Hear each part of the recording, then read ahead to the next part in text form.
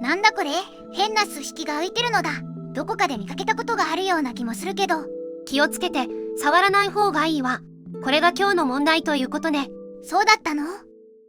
この式は確かに私たちが知っているあれと似ている。そう、それは微分。なんと。そういえばこんな記号あったね。忘れかけていたのだ。この謎を解くには、まず微分の定義を確認する必要がありそうよ。微分の定義は知ってるという方は、1分24秒までスキップしてくださいね。では平面上に y=fx のグラフがあるとしましょう。そして、グラフ上に点を2つ取る。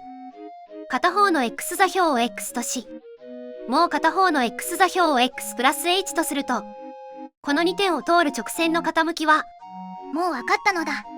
x 方向の変化量は x プラス h マイナス x で、y 方向の変化量は fx プラス h マイナス fx だから、これが直線の傾きになってるね。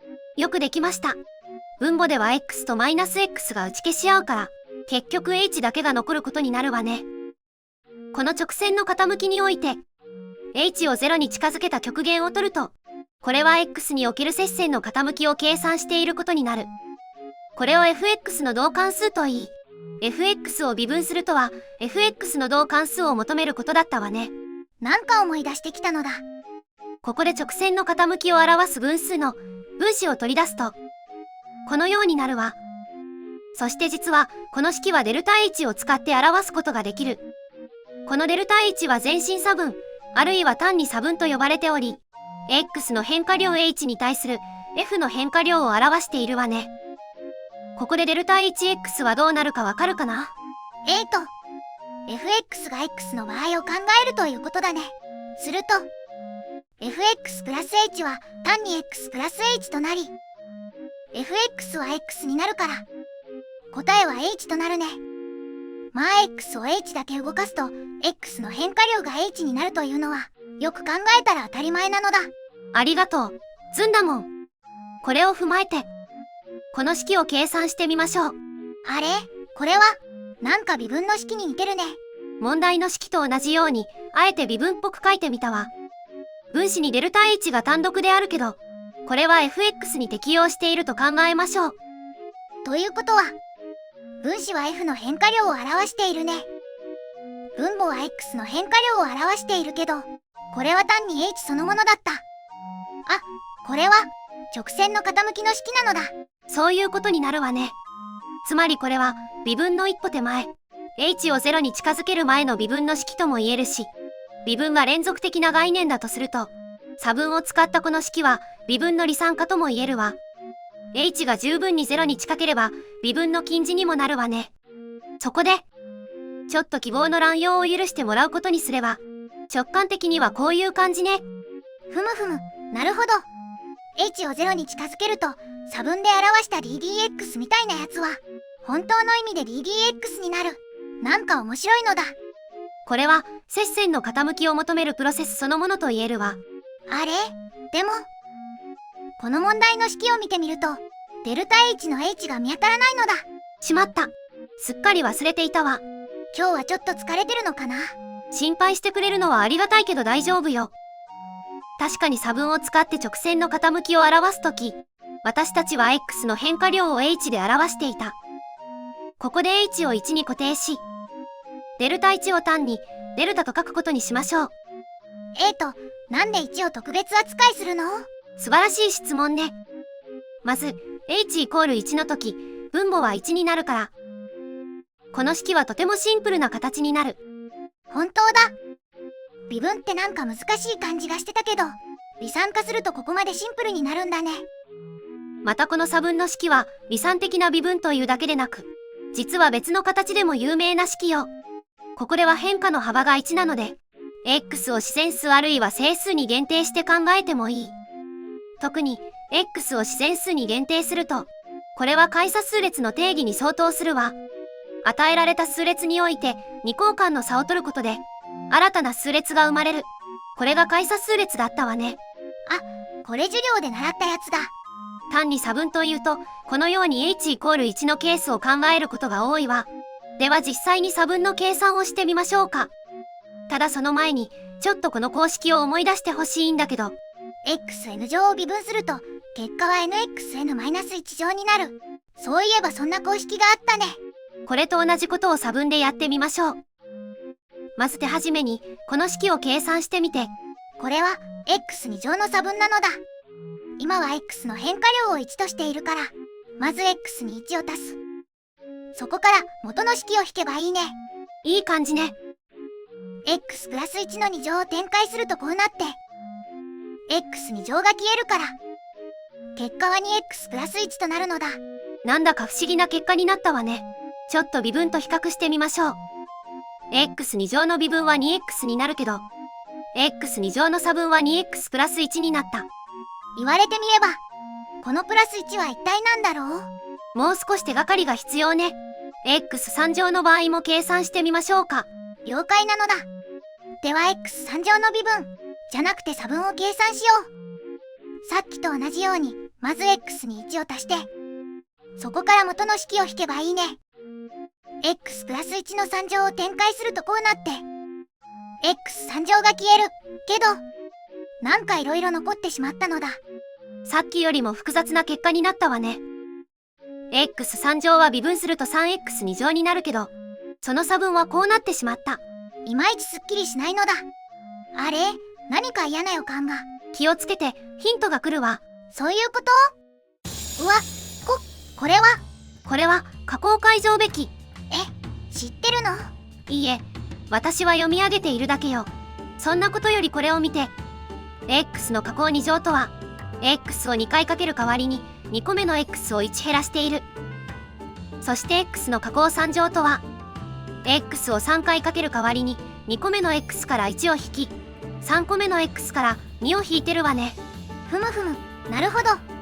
加工解乗べきはべき乗によく似ているけど、解乗のように値が1ずつずれていってるのだ。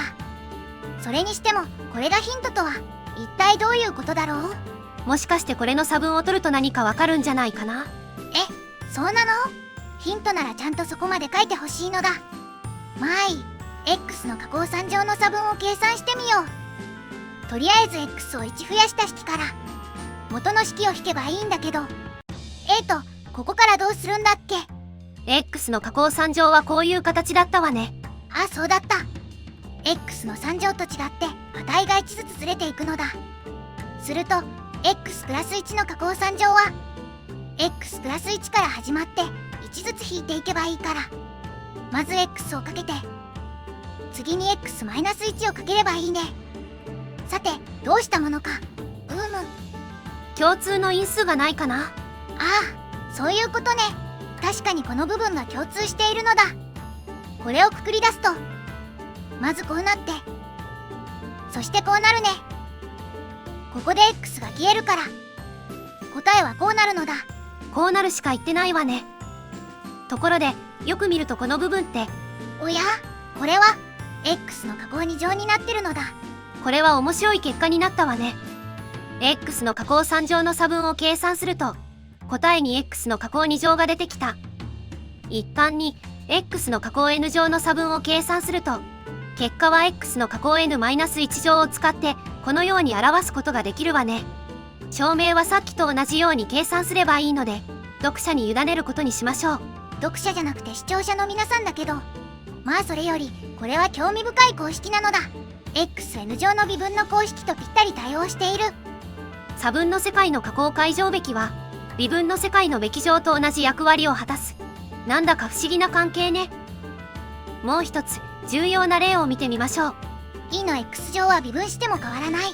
これも有名な公式なのだ。じゃあ微分の代わりに差分を取るとどうなるんだろう？ e の x 乗の差分は e の x プラス1乗から e の x 乗を引けばいいね。すると e の x 乗をくくり出せば、まずこうなって、そしてこうなるね。e-1 という係数が出てきちゃったようね。これは何だろう。差分では e を使わない方がいいのかな。e を2に置き換えるとどうなるかな。あ、それは良さそうなアイデアなのだ。では e の x 乗の代わりに2の x 乗の差分を計算してみよう。今度は2の x プラス1乗から2の x 乗を引けばいいね。そして2の x 乗をくくり出せば、まずこうなって、そしてこうなる。今度は係数が1になるから、答えは2の x 乗となるのだ。綺麗な結果になったわね。 e の x 乗は微分しても変わらないのと同じように、2の x 乗は差分を取っても変わらないのだ。差分の世界の2は微分の世界の e と同じ役割を果たす。これも不思議な関係ね。あれ、なんだこれ。どうやら最後に計算問題が用意されていたようね。シグマが使われているということは、ここでは 8x は整数のようなのだ。なんか難しそうな式だけど、まあ計算してみようか。とりあえず先に差分を取ってみよう。まず x を1増やして、そこから元の式を引くのだ。次にシグマを展開しよう。1つ目のシグマでは t を a から x まで動かしているね。したがってこのように展開できる。2つ目のシグマでは t を a から x-1 まで動かしているのだ。するとこのように展開できるね。引き算してるからほとんどの項は消えちゃうけど fx だけが残るみたいなのだ。これはどこかで見覚えのある結果ね。そうかな。シグマを計算してから差分を計算すると結果は fx に戻る。これとよく似た公式が微分積分にもあったわ。まさか。そう、これは基本定理として知られているこの公式と同じ形をしているわ。正確には微分積分学の第一基本定理といい、積分してから微分すると元の関数に戻るという内容だったわね。ただし微分の世界では t と x が連続的だけど、差分の世界では離散的であることに注意しましょう。つまり微分と差分が対応するのと同じように積分とシグマが対応するってことなのかな。どうやらそのようね。差分は微分の近似としての役割だけでなく、それ自体が興味深い対象と言えるわ。極限を使わない離散的な世界にも微分積分と似た構造があるのは不思議なのだ。それでは皆さん、ごきげんよう。ではまた。